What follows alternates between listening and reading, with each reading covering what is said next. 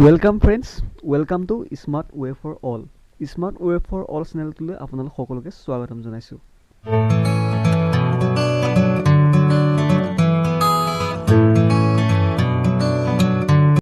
বন্ধুসকল, আজি আমি আলোচনা কৰিবলৈ ওলাইছোঁ এনচিয়েণ্ট হিষ্ট্ৰীৰ ওপৰত কেইটামান অতি গুৰুত্বপূৰ্ণ প্ৰশ্ন উত্তৰ।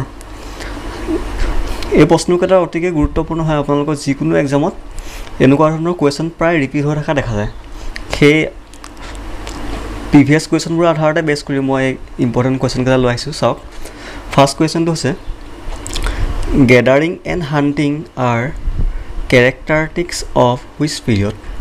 এতিয়া কৈছে গেডাৰিং অৰ্থাৎ বস্তুবোৰ মানুহবোৰ একঠা হোৱা, সেইটো গেডাৰিং হয় নহয়, আৰু হাণ্টিং চিকাৰ কৰা এইটো কোনটো পিৰিয়ডৰ এটা কেৰেক্টাৰিষ্টিক বুলি কৈছে। এইটো হৈছে পেলিঅলিথিক পিৰিয়ড। আমি চমুকে এই পিৰিয়ডবোৰৰ বিষয়ে এটা ব্ৰিফ ডিছকাশ্যন কৰোঁ আহক, 2 মিনিটৰ এটা ডিছকাশ্যন কৰোঁ আহক এই পিৰিয়ডবোৰৰ ওপৰত। চাওক, বৰ্তমান আমি এতিয়া কিমান চনত আছোঁ? আমি এতিয়া 2020 চনত আছোঁ। হয়, ঠিক আমি আৰু 10 বছৰ আগত আমি 2010 চনত আছিলোঁ। ঠিক সেইদৰে তেনেকৈ যদি আমি আগবাঢ়ি গৈ থাকোঁ, আমি কোনোবা এটা সময়ত আমি 0 পামগৈ। হয়, তাতকৈ আগত যদি যাওঁ আমি -2020 পাইছিলোঁ এটা সময়ত, কিন্তু আমি -2020 নকৰোঁ। 0 আগত আমি কি বুলি কওঁ? সদায় BC বুলি কওঁ। ঠিক সেইদৰে বৰ্তমান কিমান টাইম পিৰিয়ড আমাৰ কিমান চলিছে? 2020। কোনোবা সময়ত আমি 0ত আছিলোঁ। ঠিক সেইদৰে আজিৰ পৰা এই প্ৰায় 10,000 বছৰৰ আগত এইটো কি কওঁ আমি? 10,000 BC। এই 10,000 BCটো আমি কি বুলি কওঁ? Palaeolithic period. পেলিঅলিথিক পিৰিয়ড অৰ্থাৎ সেই পেলিঅলিথিক পিৰিয়ডে দুটা কেৰেক্টাৰিষ্টিক আছিলে, গেডাৰিং আৰু হাণ্টিং। গেডাৰিং, চাওক, মানুহৰ জীয়াই থাকিবলৈ হ'লে কি কি বস্তুৰ প্ৰয়োজন? খাদ্য, বস্ত্ৰ, বাসস্থান লাগিবই, ফুড, শ্বেল্টাৰ লাগিবই, এণ্ড ক্লথ। তেতিয়াওতো মানুহে জীয়াই থাকিব লাগিব। গতিকে সেই জীয়াই থাকিবৰ কাৰণে মানুহবোৰ কি কৰিছিলে? হাণ্টিং কৰিছিল, চিকাৰ কৰিছিল। আৰু হাণ্টিং কিয় কৰিছিল তেতিয়া মনত ৰাখিব এটা ইম্পৰ্টেণ্ট। তেতিয়া ষ্ট'নবিলাকৰ চাইজ আছিল, অৰ্থাৎ যিটো শিলৰ চাইজ আছিল বিগ। গতিকে অকলেতো ডাঙৰ ডাঙৰ ষ্ট'নবোৰ দাঙিব নোৱাৰিব। সেইটো কাৰণে মানুহবোৰ একঠা হৈছিল। আচলতে গেডাৰিং তাৰ পৰা আহিছিল। মানুহবোৰ একঠা হৈছিল, গেডাৰিং হৈছিল, আৰু একঠা হৈ হাণ্টিং কৰিছিল। অৰ্থাৎ গতিকে আমি এই যুগটোক আমি ষ্ট'ন এজ বুলি কওঁ। Stone age, old stone age বুলি কওঁ। অ'ল্ড মানে হৈছে পেলিঅ' মানে হৈছে অ'ল্ড। পেলিঅলিথিক যিটো ক'লোঁ, পেলিঅ' মানে অ'ল্ড আৰু লিথিক মানে হৈছে ষ্ট'ন। গতিকে এইটো হৈছে অ'ল্ড ষ্ট'ন এজ। ঠিক আছে।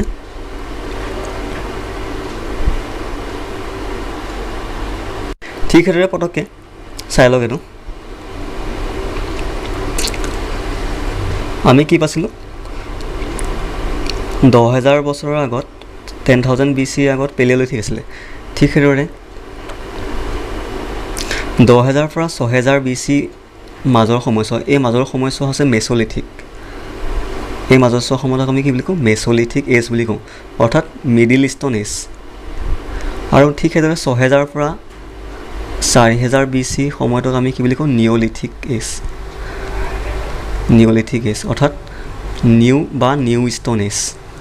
মনত ৰাখিব, এটা খুব ইম্পৰ্টেণ্ট হয় টাইম পিৰিয়ডবোৰ। নেক্সট কুৱেশ্যনটো চাওক, ইন হুইচ পিৰিয়ড বো এণ্ড এৰ' ৱাজ ডিছকভাৰ। অৰ্থাৎ ধেনু আৰু কাঁড় কোনটো পিৰিয়ড ডিছকাছ হৈছিল? ঠিক আমি কি পাইছিলোঁ? 10,000ৰ আগত পাইছিলোঁ পেলিঅলিথিক এজ, আৰু 10,000 BCৰ পৰা 6,000 BC সময়টো কি পাইছিলোঁ? মেছ'লিথিক এজ। এই মেছ'লিথিক পিৰিয়ডতে ধেনু আৰু কাঁড় আৱিষ্কাৰ হৈছিল। কাৰণ পেলিঅলিথিক পিৰিয়ডত মানুহবোৰ একঠা হ'ব লগা হৈছিল। হয়, লাহে লাহে মানুহবোৰ আপগ্ৰেড হৈ আহিলে। একঠা হয়তো শিল দাঙি কিমান চিকাৰ কৰিব, হাণ্টিং কৰিব। গতিকে অলপ আপগ্ৰেড হ'ল, আৰু মেছ'লিথিক পিৰিয়ডত কি কৰিলে? বো এণ্ড এৰ' ডিছকভাৰ কৰি পালে। ঠিক সেইদৰে যেতিয়া বো এণ্ড এৰ' ডিছকভাৰ কৰিলে, তেতিয়া তেওঁলোকে ফিচিঙো ষ্টাৰ্ট কৰিলে। অৰ্থাৎ ফিচিং, পানীত যেতিয়া মাছবোৰ ডাইৰেক্ট ধেনুকাঁড় দি ফিচিং ষ্টাৰ্ট কৰি দিলে। হয়, আপোনালোকক যদি সোধে fishing was started in which period, তেতিয়াও এইটো হ'ব মিডিল ষ্ট'ন এজ বা মেছ'লিথিক। আৰু যদি কুৱেশ্যন অনলি ষ্ট'ন এজ বুলি দিয়ে মিডিলটো যদি নাথাকে তেতিয়া অনলি ষ্ট'ন এজ লিখিব ষ্ট'ন এজ ঠিক আছে আৰু এই মেছ'লিথিক পিৰিয়ডৰ মিডিল ষ্টেল যিটো মিডিল ষ্ট'ল এজ হয় মিডিল ষ্ট'ন এজ হয় চৰি তাৰ এটা ইম্পৰ্টেণ্ট কেৰেক্টাৰিষ্টিক্স মনত ৰাখিব মাইক্ৰ'লিথ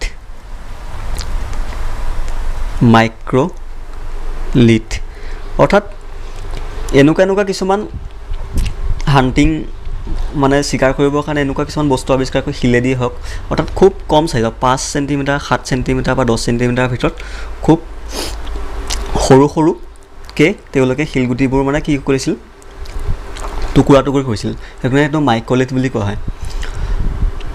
হয় আৰু এই যেতিয়া তেওঁলোকে প্ৰথমতে পেলিঅলিথিক পিৰিয়ডত আমি কি পাইছিলোঁ চাইজ অফ ষ্ট'ন আৰু বিগ হয় আৰু মাইক্ৰ'লিথত ষ্ট'নৰ চাইজবোৰ লাহে লাহে সৰু কৰিলে আৰু যেতিয়া তেওঁলোকে শিলগুটিবোৰৰ চাইজ সৰু কৰিলে তেতিয়া তেওঁলোকে পেইণ্টিং কৰিবও ল'লে সেই শিলগুটিবিলাকে কেভছবিলাকত পেইণ্টিং কৰে যেনে আমি এনেকৈ তেনেকৈ চিকাৰ কৰিছিলোঁ পেলিঅলিথিক পিৰিয়ডত আৰু সেইটো কাৰণে কেভ পেইণ্টিঙো এটা মেছ'লিথিক পিৰিয়ডৰ ইম্পৰ্টেণ্ট কেৰেক্টাৰিষ্টিক হয় মনত ৰাখিব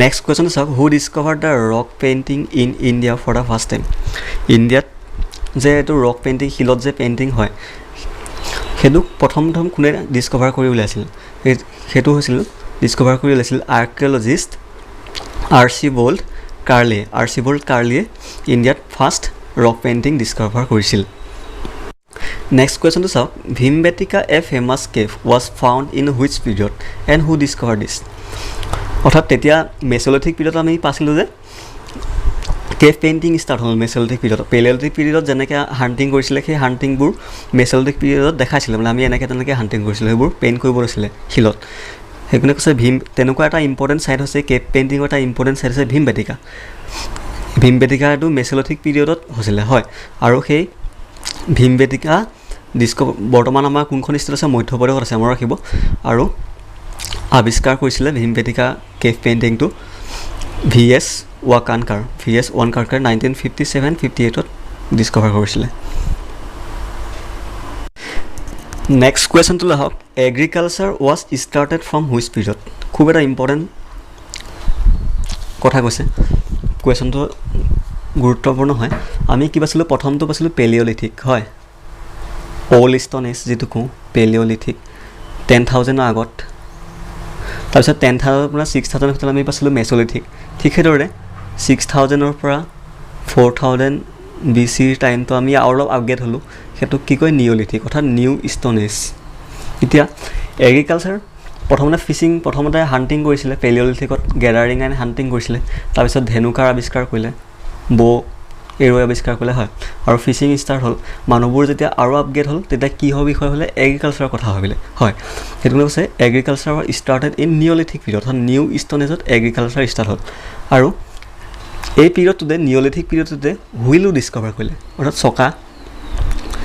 চকাও ডিছকভাৰ কৰিলে এই নিঅ'লিথিক পিৰিয়ডটোতে ঠিক আছে নেক্সট কুৱেশ্যনটো চাওক Indus valley civilization was discovered in অৰ্থাৎ সিন্ধু সভ্যতা আমি যিটো কওঁ সেই ইণ্ডাছ ভেলী চিভিলাইজেশ্যন কিমান চনত ডিছকভাৰ কৰা আছিল সেইটো ডিছকভাৰ কৰিছিল 1921 অপশ্যন বি আৰু কেতিয়াবা সোধে time period of Indus valley civilisation যদি টাইম পিৰিয়ডটো সোধে তেতিয়া হ'ব 2500 পৰা 1750 BC মনত ৰাখিব খুব ইম্পৰ্টেণ্ট হয় ইণ্ডাছ ভেলী চিভিলাইজেশ্যনটো কেতিয়াৰ পৰা কেতিয়ালৈ আছিল 2500 পৰা 1750 BC নেক্সট কুৱেশ্যনটো আহক who discovered the site Harappa first discovered site in Indus valley civilization সিন্ধু সভ্যতাৰ এটা ইম্পৰ্টেণ্ট ছাইট আছিল হাৰাপ্পা এতিয়া কৈছে হাৰাপ্পা ছাইটটো কোনে আৱিষ্কাৰ কৰিছিল সেই হাৰাপ্পা যিটো ইণ্ডাছ ভেলী চিভিলাইজেশ্যন তাৰ ইম্পৰ্টেণ্ট পাৰ্ট হয় সেই ছাইটটো আৱিষ্কাৰ কৰিছিল দয়াৰাম চাহিনী তেওঁৰ নাম আছিল দয়াৰাম চাহিনী নেক্সট কুৱেশ্যন চাওক Harappa was situated on the bank of which river অৰ্থাৎ হাৰাপ্পা যিটো ছাইট এইটো কোনখন নদীৰ পাৰত আছে বহুতে সিন্ধু নদী মাৰি দিয়ে ইণ্ডাছ ৰিভাৰ মাৰি দিয়ে কিন্তু এইটো ভুল হাৰাপ্পাটো হৈছে ৰাভি ৰিভাৰ কাষত আৰু মহেঞ্জোদাৰো যিটো এটা ইণ্ডাছ ভেলী চিভিলাইজেশ্যনৰ ইম্পৰ্টেণ্ট ছাইট আছিল সেই মহেঞ্জোদাৰোটো আছিলে আপোনাৰ সিন্ধু নদী ইণ্ডাছ ৰিভাৰৰ কাষত কিন্তু হাৰাপ্পা বুলি ক'লে আপোনালোকে টিক কৰিব ৰাভি ৰিভাৰ, ৰাভি নদীৰ পাৰত হাৰাপ্পা চাইটটো চিটুৱেটেড হয়। নেক্সট সুধিছে which metal was unknown two Indus valley civilisation. প্ৰশ্নত দি দিব পাৰে, 4টা অপশ্যন থাকিব, কপাৰ থাকিব তাত, কপাৰ, গ'ল্ড এনেকৈ থাকিব পাৰে, চিলভাৰ এনেকৈ থাকিব পাৰে, কিন্তু আইৰণ যিটো লোহা, আইৰণটো আমাৰ তেতিয়া আৱিষ্কাৰ কৰিব পৰা নাছিলোঁ, অৰ্থাৎ আমি জনা নাছিলোঁ, আইৰণ আমি পোৱা নাছিলোঁ, ইণ্ডাছ ভেলী চিভিলাইজেশ্যনত আমি আইৰণ পোৱা নাছিলোঁ, গতিকে ইয়াৰ এনচাৰ হ'ব আইৰণ। নেক্সট সুধিছে খুব ইম্পৰ্টেণ্ট কুৱেশ্যন এইটো, name the first scholar to use the term Indus civilisation. সিন্ধু সভ্যতাৰ শব্দটো, টাৰ্মটো কোনে আৱিষ্কাৰ কৰিছিলে সোধা নাই, এই টাৰ্মটো কোনে দিছিল প্ৰথম, এই টাৰ্মটো দিছিলে জন মাৰ্চেল, অৰ্থাৎ ইণ্ডাছ চিভিলাইজেশ্যন নামটো কোনে দিছিলে, জন মাৰ্চেল।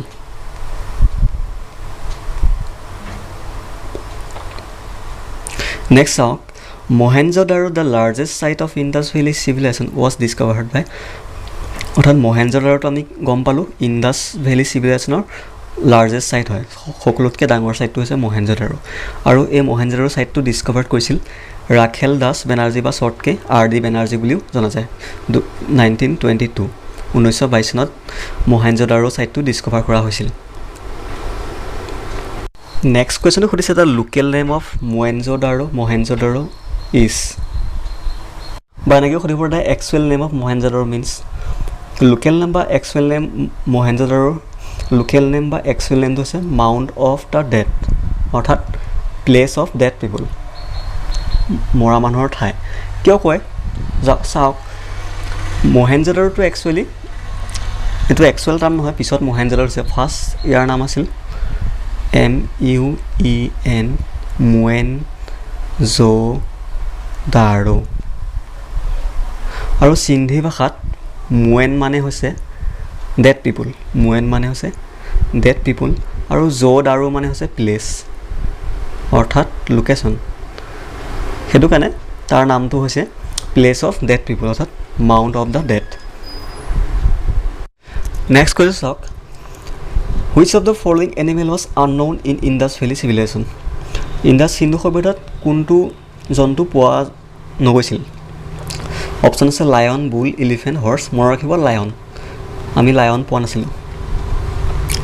নেক্সট কুৱেশ্যনটো কৈছে the famous dancing girl found in Mohenjodaro was made up of, অৰ্থাৎ মহেঞ্জোদাৰোত আমি ডেন্সিং গাৰ্লৰ এটা ষ্টেটিউ পাইছিলোঁ, মূৰ্তি পাইছিলোঁ, আৰু সেই মূৰ্তিটো কিহেদি বনোৱা আছে, সেইটো ব্ৰঞ্জৰ, মনত ৰাখিব ব্ৰঞ্জ,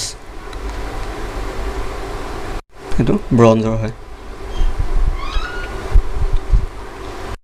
এতিয়া আমি আগতে পঢ়িছিলোঁ the site of Mohenjodaro was located on which bank, অৰ্থাৎ মহেঞ্জোদাৰো এই চাইটটো কোনখন নদীৰ কাষত আছে, ইণ্ডাছ নদী।